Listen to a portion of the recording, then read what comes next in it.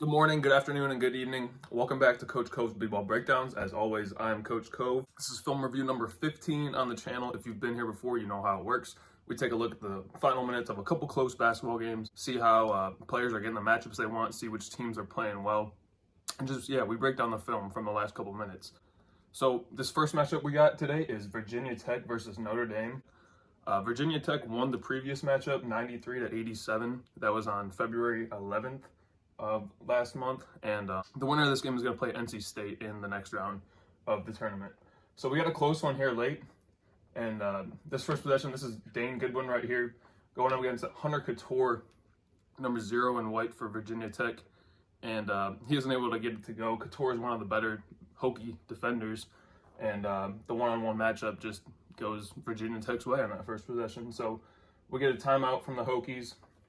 Here's a quick look at that ACC bracket. Winners playing NC State. I really like Miami as a top seed to win that thing, if I'm being honest. So this first possession, second possession, I guess. Padula ends up getting a ball screen from Bazile right here, number 21. They get the switch, so he goes right at the larger defender. That's Leschke right here, number 14 for Notre Dame. But he pulls out of it. So as soon as he makes that pullback move and decides, I'm not attacking this, he's looking for help at that point. So right now he's looking for help. And you can see that the guys on the backside who are in help, they each take a head turn to their defender. Watch Goodwin and Hammond right here. As soon as Padula pulls this out, these two guys both take a look at their offensive players just to make sure that they know that they got him in front. But even still, Hammond isn't able to stay in front. He gets to the rotation is late, and that's all this play is. As soon as he pulls back out, Padula's looking for help at this point, and these two defenders got to know that they got to step up. But Hammond is late, and he doesn't get the read in time. So he's behind the entire way. That forces Cormac Ryan to step up, and the backside help is just nowhere. We don't have it coming, so it turns into an easy bucket there for the Hokies. So it's down to a 2-point game. And this next Notre Dame possession, it ends up being their last field goal of the game with 2 minutes left. So this is just about Marcus Hammond going right at Bazile here. It's a one-on-one, and Bazile is 6'9", about 235. He's from Pewaukee, Wisconsin. Meanwhile, Marcus Hammond is 6'4", 188 from Queens, New York, and I'm giving him the advantage on this one right here. Just a little one-on-one, a whole lot of space on the court. He gets to his spot and finds his shot, and he knocks it down.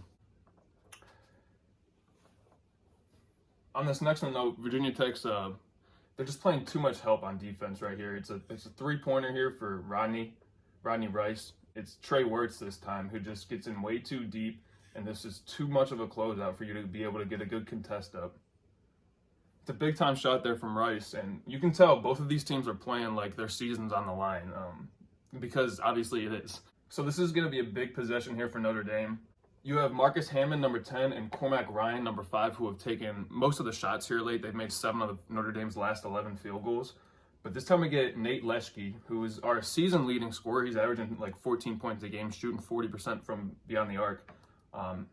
And we're going to get him taking our shot right now. So you can see that this first action right here is just like a little dribble drive handoff on the weak side. Hammond goes this way, and we got 3 guys on one side of the court and a 2 game over here. So we get the dribble drive handoff, and the switch happens. But right after, these guys switch back, and it just refills.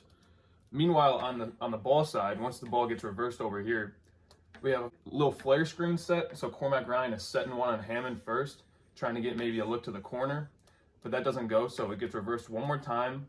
And now Goodwin's going to cut through, and Cormac's going to hit him as well. But he falls down. It doesn't work out. So now it's Ryan's and Leschke. It's a 2-man game. And this is great. This is a great job here by Ryan. Let me play this in full speed. Cormac Ryan right here does a great job of getting his defender off balance and beating him with one dribble. You really can't ask anything better. Look how far he gets the ball outside. The ball is outside of his left leg. It's outside of the outside of the defender's right leg, and he looks like he's about to go left. It's enough to get this defender to bite. That's Padula, and Cormac Ryan is able to get right around him with just being really effective with that fake, showing the ball and making Padula think you're going one way.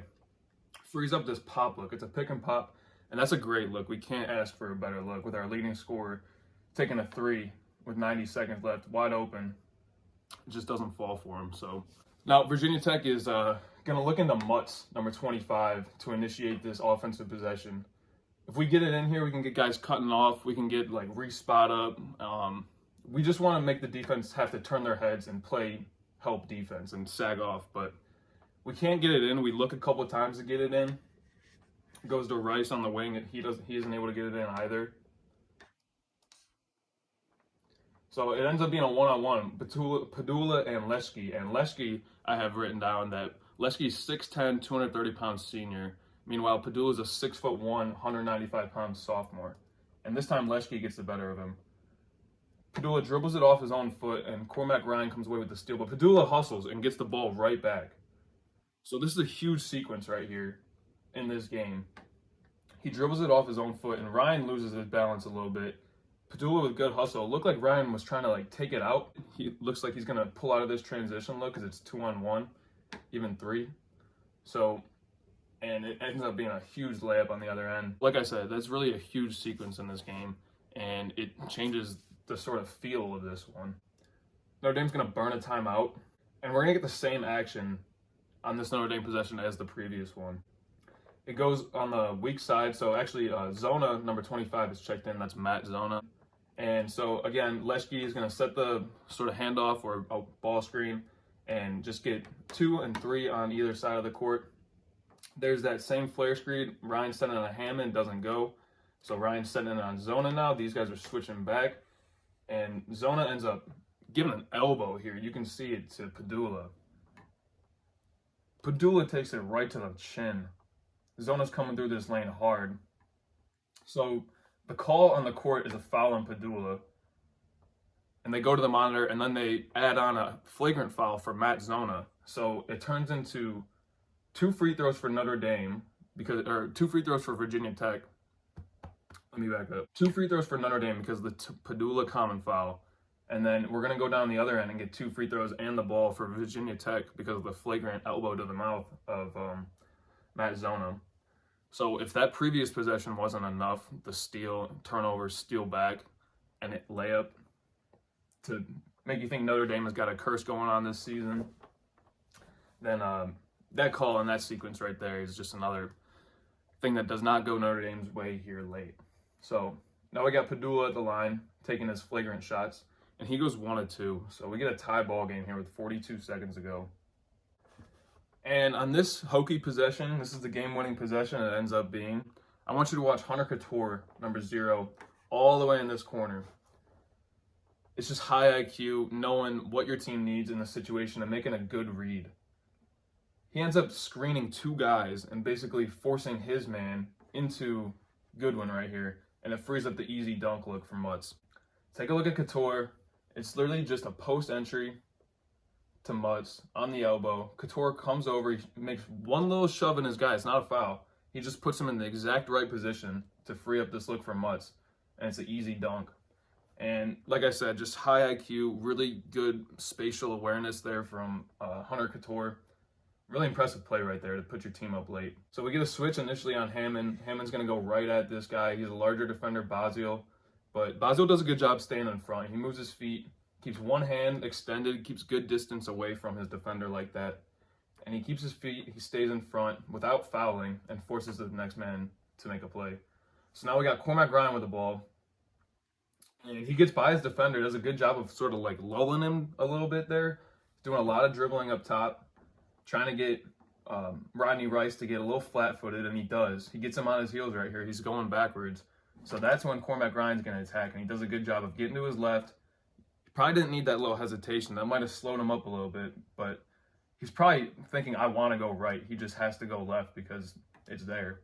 That little hesitation right there might have slowed him up a little bit, and it might have allowed Rice to affect this shot more than Cormac Ryan would have wanted. Another thing about Cormac Ryan's layup right here is it goes off 1 foot.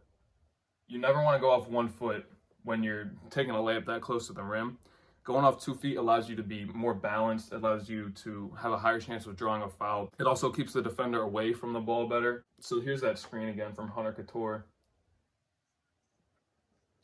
But we'll also see a replay of this Cormac Ryan layup, and you can see it's just off 1 foot, and he becomes severely unbalanced because he didn't go off 2. Here it is. You can see he's just almost uncomfortable looking. It's not strong right to the glass. It's sort of out to the side. And it's not a power position when you're shooting the ball. So Notre Dame had to foul, and Padula's at the line. He misses his second straight free throw. Normally one of the best free throw shooters in the ACC, but he's missed 2 here late, and he's leaving the door open for Notre Dame. He makes the second one, but Notre Dame's going to have a look. They're going to have a chance to tie it here. I don't even know what the look is, to be honest. Okay, the look is for Hammond, but he comes up way too early. Look how high he is already, and he's getting a down screen. If you're getting a down screen for a 3 look with the game on the line, start on the baseline. It appears that he wanted this switch first. It was sort of a screen-the-screener action, but the timing isn't there. It's got to be later. This initial screen should happen maybe right here. But look how far it just comes up a little bit too high. And now this is disrupted. It's an easy get through. They switch it, and he actually gets up to block it. But they're still going to have a look. We got 2 seconds on the clock. In front of your own bench, Notre Dame's still going to have a look. They're putting it in Leshke's hands again. He missed the first one. They want him to redeem himself. There he is. Pop up. Good use of the pump fake, and you get a free look. That's tough for Leshke. I mean, he's going to have to live with missing 2 big shots in his senior season and his final game at Notre Dame. So tough for him, tough loss for Notre Dame. But Virginia Tech advances to move on, and that's going to be a good game tonight versus NC State. Both of those teams are very capable of winning that game, so we'll have to take a look at that one. All right, so this next matchup we're going to have is Oral Roberts versus St. Thomas, and this is the conference semifinal game from Sunday night. Oral Roberts won their conference final last night, so they will be in the NCAA tournament this year. And Oral Roberts is a scary team to play in the bracket this year. They have 31 wins now, and they went 18-0 in their regular season, so they've already beaten the St. Thomas team twice. They have the 6th leading scorer in the nation, number 3, Max Abesmus, who, if you don't know his name now, you definitely will in the next couple weeks. They're also 3rd in the nation in points per game. They have the 8th best assist-to-turnover ratio. And right here, this guy is Carl Vanover. He went to Cal as a freshman. He's a 7'5" senior that they got. He went to Cal as a freshman, then he transferred to Arkansas, and now he's at Oral Roberts. He has 13 points per game and shoots it from outside. He gets 3.5 blocks per game and grabs 7 boards as well. But you'll see why I believe that he probably had to leave those higher major D1s, because he's extremely slow-footed and he's really challenged on his perimeter defense. And yeah, it definitely is a detriment sometimes when he's out on the court. So we're looking into him on this first possession. But Kendall Blue, number 1 here in purple, he gets a good hand on the ball, and he's anticipating this pass the whole way. McBride and Oral Roberts right here, number 10.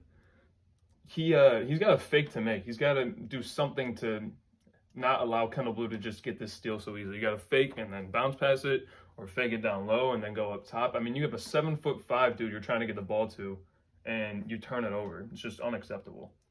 So you can see, I mean, that's top speed here for Vanover. Look at how slowly this takes him to get up the length of the court. And I'm not trying to drag on him. There's nothing he can do about it. But that's going to be a big part of their storyline going into this tournament, is what he is and isn't able to do. Good job here by Parker Bajorklin to run the court the entire way and go up strong off 2 feet on a 7'5" guy. You're going off 2 feet because he goes up strong off 2 feet on a 7'5" guy, which is what you want to do. If you're being guarded by a 7'5" guy, you want to be able to go to the rack as strong as possible. Off 2 and he's up strong, and he gets almost an and 1 on a 7'5" guy.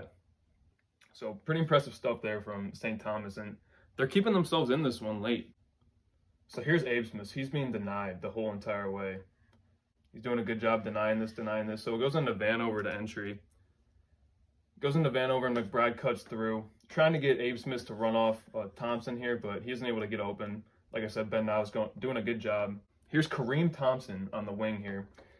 Vanover gets it to Thompson, and he's being guarded by St. Thomas's best scorer in Rohde.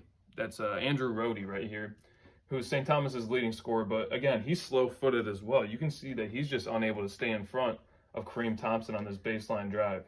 Kareem Thompson, he couldn't keep going if he wants to, but the help is being shown. So he spins back to the middle of the court and finds the open guy in the wing who hits the three. Oh, he doesn't hit it, but it's a good look. I like that shot.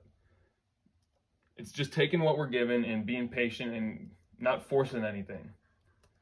Look how deep the help is. He's wide open. Good use of the bounce pass. It just doesn't go for us.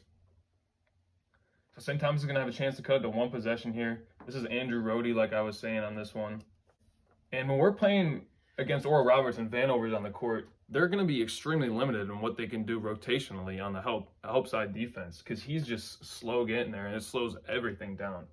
So what you want to do against Oral Roberts while they have Vanover on the court is make them play defense, swing the ball, get them moving, make them turn their heads, make them sag off their defender and have to look to help the ball. But Rohde doesn't decide to do that here. He wants to take it for himself. He goes coast to coast and keeps the ball the entire possession. He gets deep, draws two, and he goes off 2 feet, but he doesn't get the look to go. So rather than having a good possession, I don't like that shot, because you have guys who are open and you're not taking advantage of the fact that Vanover's on the court and what he can do defensively is extremely limited on the perimeter. This is kind of like a similar possession, though, from Abe Smith. He doesn't pass the ball one time. It's one-on-one, coast to coast. He gets one ball screen. He gets deep, just like Rohde did on the other end, and he draws two, but he takes a bad shot as well. You can see this is good help defense from Borkland right here. He's guarding the 7'5" Vanover. He's definitely undersized here. So all he can really do to help is stunt. He can't just bail, because then he's putting all the stress of Vanover on Kendall Blue right here, who isn't able to guard him. So that stunt right there, it makes Abe Smith pick up the ball and turn around, which allows Ben now to get back in front, and he forces a tough shot. So we get the rebound, and again, we have a shot to take it down to a one-possession game. And this is a much better possession. This is just being patient with the ball and not forcing anything. So Vanover, look how he can't play the perimeter. He's got to give a step, because Parker will go right by him if he gets out on the perimeter. So he plays in the paint almost the entire time. But that time Parker's not going to hesitate, and he rises up and hits it. We'll just watch this whole possession one more time. You can see just how limited Vanover is. And again, I'm not trying to pick on him. I'm breaking down this game. And I don't know if it would be helpful if Oral Roberts played a zone. This is an inferior team. They've beaten them twice. When they're playing a much better team, maybe they're going against an 8 or a 9 seed in the first round, then they might switch to a zone, and they might have to switch up their looks, especially Vanover is on the court. So we haven't really seen Abe Smith make a whole lot of impact on this game, but he does well on this play to just get offense initiated and get a good look for his team. We're trying to rub him off Vanover, so we go to Kareem Thompson, and now we're trying to rub Abe Smith off Vanover. But the spacing isn't great, and the look isn't there. So the dribble drive, we get the dribble drive, and he gets deep and draws the help. But we're really good position here for St. Thomas. We got the help is there. We got 2 guys guarding 3 at this point, but Vanover's really clogging this up. He's not making a play to get himself open or get someone else open after he gives the rub. He doesn't roll hard and he doesn't pop, so he's kind of just in the way, and he's making himself really easy to guard. So these two are able to be close enough to where it's not a closeout that is uncontrolled and easy to blow by. The spacing is fine, so that when this pass goes there, or even if it were to get skipped, we could be there and close out in a controlled manner so that we can continue playing good defense. So that's exactly what happened. We continue playing good defense, and now the shot clock is down to 10. The problem is that Andrew Rohde is a honey bun on defense. I had a freshman basketball coach who we would pick the least best player on the court on the defensive end, and we call him the honey bun. We go at the honey bun whenever we can. Andrew Rohde right now is a honey bun, and McBride is going to go right at him. So here he goes. It's just lull you to sleep, get you one step, and it's too easy. It's way too easy for McBride to get a little 2-foot floater in the lane, and Rohde just is unable to stay in front of him. So now Oral Roberts takes a 5-point lead. Thomas really needs a score right here. They're definitely on their back foot. And we get a look to Borkland. Parker. Oh, I can't get that one to go, though. This is just a 2-man game with the 2 leading scorers on the court, Rohde and Borkland. And again, Vanover is nowhere to be found. He gets deep on the help and he's out of the play. But what I'm really confused about and disappointed in St. Thomas for is look at the rebounding effort. You got your season on the line. You're down 5 with a minute to go in a must-win, win or go home game, and no one's crashing the boards on this 3. Kendall Blue do a better job. These guys just have to do a better job. Oral Roberts, on the other hand, they do crash the boards. Good effort here from number 11, Carlos Jurgens. Good effort here from Carlos Jurgens to at least crash the board, get into position. So Abesmus is going to have it. And St. Thomas is not going to foul in this possession. They actually play it out. They give one there, but they want to play it out. And just back to that Rhodey versus McBride situation. I've said it in pretty much every video now up to this point, but these close games in March are going to come down to individual defensive possessions. What can you do to stop the ball when it's you guarding the man across from you? What can you do to stop him from initiating good offense? And with 10 seconds left on that previous possession, Rhodey was unable to stay in front and make that individual defensive possession. And it's going to cost his team the game possibly. So let's see how Oral Roberts handles this pressure now. They got the lead. St. Thomas is showing a bit of pressure. Abesmus wants the ball, so he's not looking to give it up. If he can get a foul, he's going to draw it because he's their best shooter. He does end up getting it up, so we go to McBride. And please do not go to Vanover on the block right there, Oral Roberts. Do not give your coach a heart attack like that. There's no need for that pass to be made. Keep it up top. Abesmus gets it, and he definitely does a little showmanship right here. He sells it, but that's an NBA type play right there. It's just high IQ, knowing that you're going to get a foul call on the honey bun, first of all. If you can get even with him or just looking like you're going to get around him and force his body to come into yours, you can make it look like a foul. And that's tough there for Rhodey, and just a really good job by Abesmus to be effective with the dribble. Gets himself to the line. Oral Roberts has 62. They finished this game with 70, and they scored their last 8 points all from the free throw line. They go 8 of 8 down the stretch at the end. So this team's going to be strong at the end of the games if they can get there. And the only real weakness I see is that defensive end effort from Vanover. But this St. Thomas team, they score 74 points per game, and they've been held under 60 in this one, which is really pretty impressive. In the conference championship game that was last night, too, Oral Roberts played North Dakota State and held them under 60 as well. They won 94-58. So team is hot coming into the tournament. Rhodey gets deep here on this one. He's coast to coast again, and he goes right at Kareem Thompson. It's just get to the right hand, off 1 foot though, and it doesn't go for him. Rims out. We get a foul call again. It's going to be Patrick Mwamba, number 32, and for Oral Roberts, who's going to the line. And like I said, he's going to hit them both.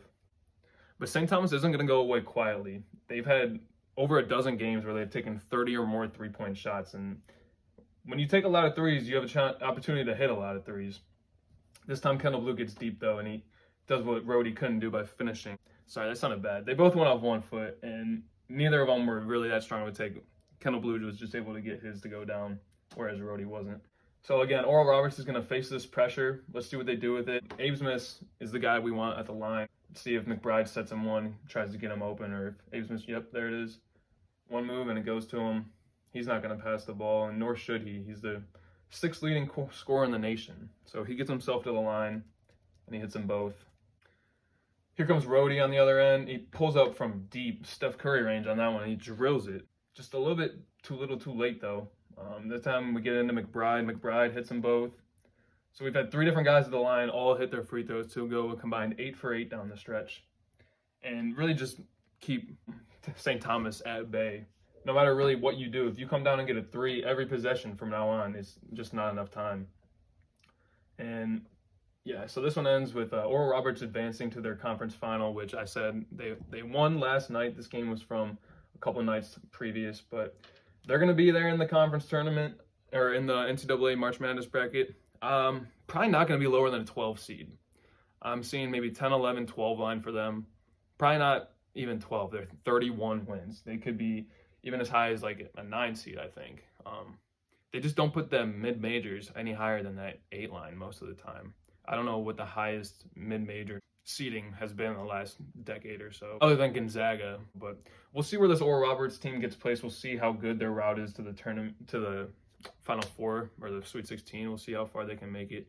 Speaking of the bracket, though, when it does come out, I'm thinking I'm going to do like a little matchup series. We're going to go through each region, and I'll go through each matchup. I'll talk about the teams that I've watched them play, what I think about their offense, what type of offense they run, what I think about their coaching, leadership, the guys they got, their scoring, and just give you guys my impression of them basically heading into the tournament and what I think they can do and if I think they can win or not. So definitely want to stay tuned for that. And we're picking up steam here heading into March.